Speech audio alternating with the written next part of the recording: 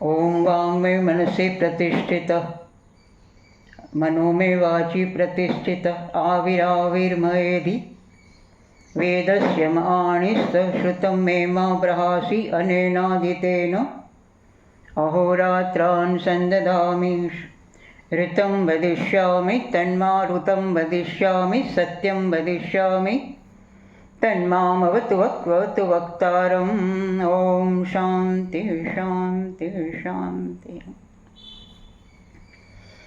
અમૃતમ શ્રેણીમાં આપનું સ્વાગત છે. આજે આપણે છાંદોગ્ય ઉપનિષદમાં આગળ જઈશું. The higher regions are in fact not unconnected with us. ઉપલા જે સ્તરો છે, ઉર્ધ્વ શ્રેણી છે, એ આપણી સાથે જોડાયેલી નથી એમ નથી. The sun, the moon, the stars, the blowing of the wind, સૂર્ય, ચંદ્ર, તારાઓ, નક્ષત્રો, પવનોનું વહેવું ફૂંકાવું, all these are vitally connected with our own life here. એ બધા જ બહુ જ શક્તિપ્રદ રીતે આપણી સાથે, આપણા જીવન સાથે સંકળાયેલા છે. Our thoughts influence the atmosphere. આપણા વિચારો પણ આપણા વાતાવરણને અસર કરે છે. The connection becomes obvious and patent when we realize that the thoughts and modes of living are vibrations we set up around us. એ વધારે સ્પષ્ટ ત્યારે થાય છે કે જ્યારે આપણને ખબર પડે છે કે આપણા વિચારો અને આપણી જીવનશૈલી એ એવા આંદોલનો ઊભા કરે છે કે જે આપણી આજુબાજુ ફેલાય છે અને તે અસર કરે છે, વાતાવરણને અસર કરે છે. અને એટલા માટે જ કદાચ આપણો મંત્ર કહેતો હશે, ભદ્રં કર્ણેભિઃ શૃણ્યામ દેવા ભદ્રં પશ્યેર્માક્ષભિર્યજત્રાઃ સ્થિરૈરંગે સ્તુષ્ટવાન સસ્તનૂભિ વ્યશેમ દેવહિतं યદાય. એવી ભાવનાથી જીવીએ કે જેથી આપણા એકે એક અંગ આ દેવો માટે, દેવોને પ્રસન્ન કરવા માટે, પ્રકૃતિને પ્રસન્ન કરવા માટે વાપરી શકાય. અને અમે કાનથી સરસ એવું મસ્ત કલ્યાણમય શબ્દો સાંભળીએ, આંખથી કલ્યાણમય જોઈએ, દેહથી કલ્યાણમય કાર્યો કરીએ. કેવી શુદ્ધ ભાવના! દરેક ઘરમાં આખું કુટુંબ જ્યારે રોજ આ પ્રકારની પ્રાર્થના કરે તો તેના ઘરમાં કોઈ અશુભ કે અકલ્યાણ એ પ્રવેશી શકે ખરું? They emanate like an aura to a certain distance from the body of the person.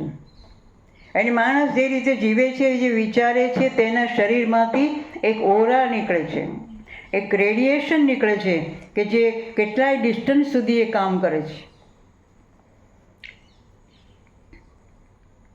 અને એ આંદોલન બીજાને અસર કરે છે.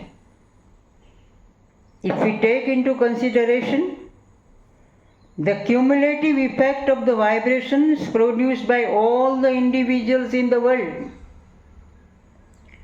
જગતની બધી જ વ્યક્તિઓ દ્વારા ફેલાયેલા આંદોલનોની એક સામૂહિક અસર, એનો વિચાર કરીએ તો they disturb the whole atmosphere. આખા વાતાવરણને એ પ્રભાવિત કરે છે. They create a magnetic field in the atmospheric realm. એક એવી આકર્ષણમય શક્તિ આંદોલનોમાં છે, તે એટમોસ્ફિયરમાં ઊભી કરે છે, આ પ્રદેશમાં ઊભી કરે છે. કોણ? આટલા બધા માણસોના વિચારો, આટલા બધા માણસોની જીવનશૈલી. And naturally they influence the conditions of the manifestation of natural forces. અને એનાથી સૌથી વધારે અસર જો કોઈના પર થતી હોય તો આજે પ્રકૃતિના બળો છે એના ઉપર એક બહુ જોરદાર અસર કરે છે. Thus our activities are effective interference in the way of nature. આપણે જે પ્રવૃત્તિઓ કરીએ છીએ તે પ્રકૃતિના કામમાં બાધા નાખનારી પ્રવૃત્તિઓ હોય છે. Obstacles, we create obstacles. If we coordinate ourselves and cooperate with the activity of nature, it becomes a yajna or yagya. જો આપણે આપણી જાતને આ કુદરતની પ્રવૃત્તિની સાથે એકમય કરી શકીએ, એની સાથે જોડાણ કરી શકીએ, સંવાદિતા લાવી શકીએ, તો આપણું જીવન પણ એક યજ્ઞમય થઈ જાય, એક સેક્રિફાઈસ થઈ જાય. Normally, yoga is an invocation of a god or a deity. Yoga એ યજ્ઞ શું છે? યજ્ઞ ઇઝ અ ઇન્વોકેશન, ઈશ્વરને બોલાવવા માટેનું, એને આહ્વાન આપવાનું હોય છે, એને યજ્ઞ કહેવાય. એને આહ્વાન આપીને એને બોલાવવામાં આવે છે. ઓર અ ડેઇટી અથવા જે દેવને માનતા હોય તેને. ઇન્દ્રાય સ્વાહા, સૂર્યાય સ્વાહા, પ્રજાપતયે સ્વાહા વગેરે વગેરે. એમ કરીને આપણે તેમનું ધ્યાન ખેંચીએ છીએ. We call out certain effects. એનાથી આપણે કેટલીક અસર ઊભી કરીએ છીએ. We elicit certain reactions and we invite certain experiences. આપણે કેટલાક પ્રતિસાદો પણ આપીએ છીએ અને આપણા કેટલાક અનુભવોને પણ આપણે એને ઇન્વાઇટ કરીએ છીએ. એના દ્વારા આપણને અનુભવો પ્રાપ્ત થાય છે. વેન વી પરફોર્મ એક્શન્સ, જ્યારે આપણે આવી યજ્ઞ ક્રિયા કરીએ છીએ ત્યારે. Which are like oblations in a sacrifice for the purpose of invoking god or a deity. એ બધા શું છે? ભગવાનને અથવા કોઈ જે દેવતાને માનતા હોય તેને આહ્વાન આપવા માટે ના, જાણે કે આ બધી આહુતિઓ છે, ઓબ્લેશન્સ. અને આ આપણા જે કાર્યો છે, યજ્ઞ કાર્ય બની જાય તો એ આહુતિ આપણે વિરાટ યજ્ઞમાં આપી રહ્યા છે એમ સમજવાનું છે. અને એનાથી આપણે જેને પણ જેની સાથે સંપર્ક કરવા માગીએ તેની સાથે પણ કરી શકીએ છીએ. હું સાથે સાથે વેદોનો પણ અભ્યાસ કરું છું ત્યારે મને થાય છે કે વેદોમાં પણ ઋષિઓએ કેટલી પ્રગાઢ એવી સૂક્ષ્મતાથી અને એવો પ્રગાઢ ધ્યાનમય અવસ્થાથી એ દેવોને ઇન્વાઇટ કરે છે, ઇન્વોક કરે છે, એને આહ્વાન આપે છે. અદ્ભુત.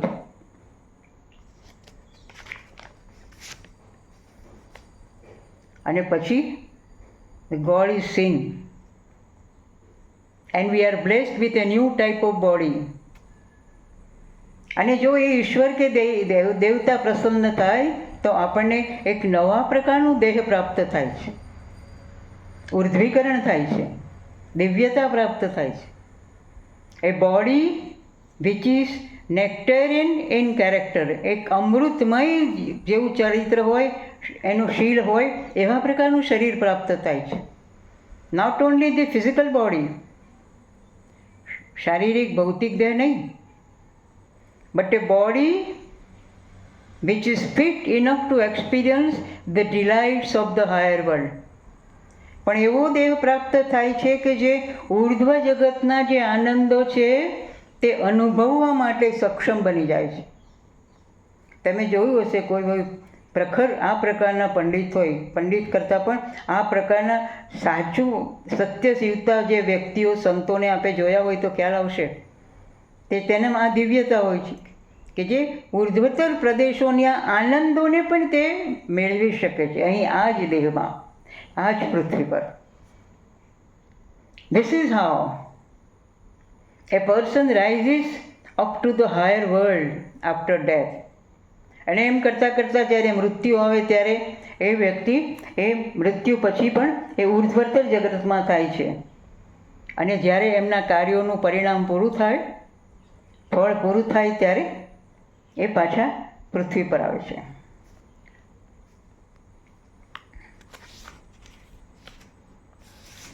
The next stage of the descent is the world of Parjanya. ગીતામાં પર્જન્ય ઉપર ભગવાને ખાસી વાત કરી છે, સ્પષ્ટ રજૂઆત કરી છે. પર્જન્ય, વરસાદ, rainfall, the god of rain. That again is to be contemplated upon as a sacrifice. એને પણ આપણે આહુતિ તરીકે યજ્ઞમાં આપવાની આહુતિ તરીકે આપણે એના પર ધ્યાન કરવું જોઈએ, કારણ કે બધી જ પ્રક્રિયાઓ ધ્યાનની પ્રક્રિયાઓ છે, પ્રોસેસ છે. That again is to be contemplated upon as a sacrifice, as rainfall is not an isolated event. જેમ આગળ જોયું એ મનુષ્યનો જે જન્મ છે, બર્થ છે બાળકનો, એ આઇસોલેટેડ કે પ્રાઇવેટ ઇવેન્ટ નથી. એમ આ પણ પ્રાઇવેટ ઇવેન્ટ નથી, રેઇનફોલ ઓર એન અનકનેક્ટેડ એક્ટિવિટી, અથવા ઉર્ધ્વ સાથે કનેક્ટ ના થઈ, જોડાણ ના હોય એવા પ્રકારની પ્રવૃત્તિ નથી. It is also a universal phenomenon. એ પણ એક વૈશ્વિક ઘટના છે, બ્રહ્માંડકીય ઘટના છે.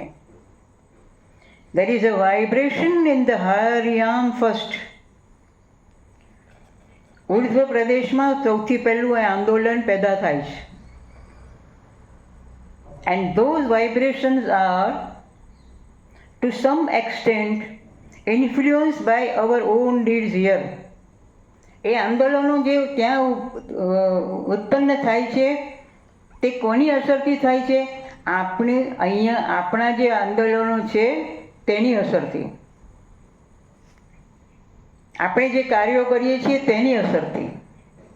which have to do with good rainfall or otherwise.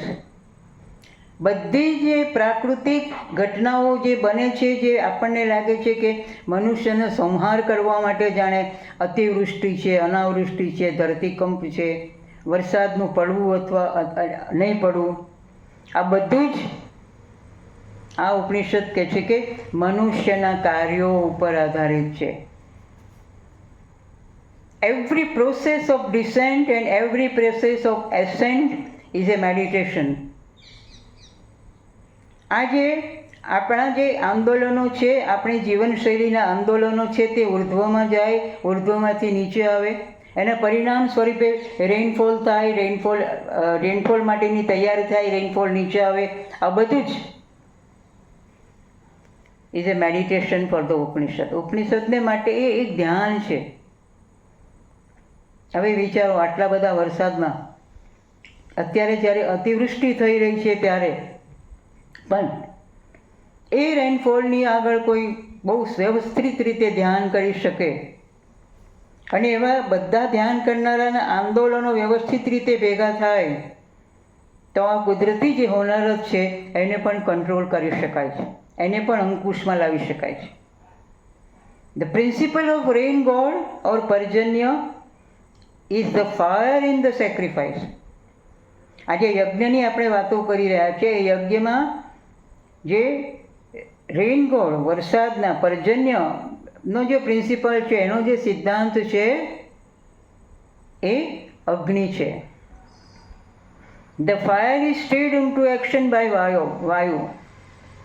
આ જે અગ્નિ છે તેને વાયુ, હવાને લીધે, જે એના ઝોકાને લીધે જે એનામાં હલનચલન થાય છે, પવનને લીધે જે હલનચલન થાય છે, વિચ ઇગ્નાઇટ ધ ફાયર, કે જે આ અગ્નિને વધારે પ્રજ્વલિત કરે છે. આપણે જોઈએ છીએ કે આપણે અગ્નિને પ્રજ્વલિત કરવા માટે કોલસો મૂક્યો, લાકડું મૂક્યું હોય, છાણા મૂક્યા હોય, પણ આપણે એને પવનથી જ્યારે હલાવીએ છીએ ત્યારે એકદમ પ્રજ્વલિત થઈ જાય છે. આપણે જે કોઈ પંખો નાખીએ કે કોઈ વસ્તુનો ઉપયોગ કરીએ તો.